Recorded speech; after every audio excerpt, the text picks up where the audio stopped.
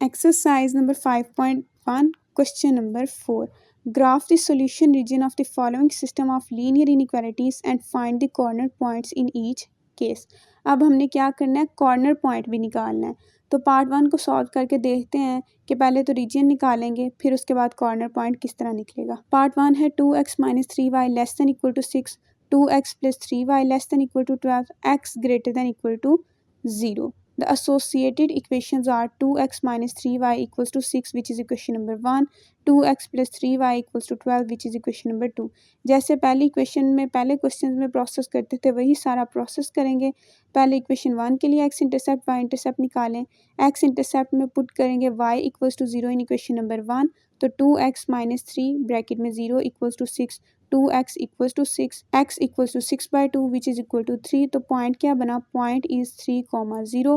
y intercept के लिए put x equals to 0 in equation 1, 2x की जगह पे आ जाएगा 0 minus 3y equals to 6, minus 3y equals to 6, y equal आ जाएगा 6 by माइनस 3 के विच इज इक्वल टू -2. तो पॉइंट क्या बना, पॉइंट इज 0, -2. अब x इंटरसेप्ट है तो put y equals to 0 in equation 2, 2x plus 3 y की जगह पे आएगा 0 equals to 12, x equals to 12, 2x equals to 12, तो x equals to 12 by 2 which is equal to 6. Point is 6, 0. y intercept के लिए put x equals to 0 in equation 2, 2x की जगह पे आएगा 0 plus 3y equals to 12, 3y equals to 12, y equals to 12 by 3 which is equal to 4. Point बने, point is 0, 4. अब test point निकालेंगे तो put 0, 0 in 2x minus 3y less than 6, x और y की जगह पे 0 रखेंगे, 2 ब्रैकेट में 0 माइनस 3 ब्रैकेट में 0 less than 6, 0 less than 6 which is true. No graph of an equality 2x minus 3y less than equal to 6 will be towards the origin side.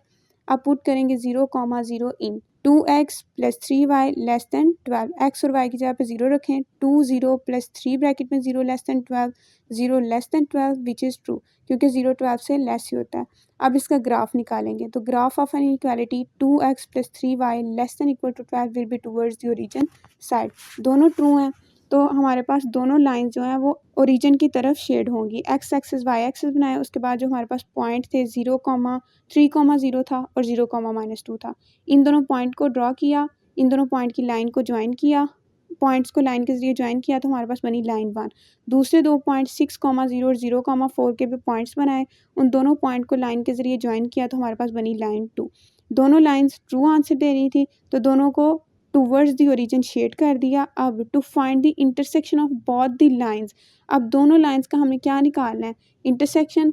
Solving equation 1 and 2, equation 1 और 2 को solve करके x और y की value निकालेंगे जो कि हमारे पास क्या बनेगा, इंटरसेक्शन होगा. तो एडिंग इक्वेशन 1 एंड इक्वेशन 2 दोनों को ऐड करें, 2x minus 3y equals to 6, 2x plus 3y equals to 6, 2x में 2x ऐड होगा तो 4x आ जाएगा, माइनस का 3y प्लस का 3y कैंसिल हो जाएगा, इक्वल्स टू 12 में 6 ऐड किया तो क्या आया 18, x equals to 18 by 4 which is equal to 9 by 2. x की वैल्यू आ गई.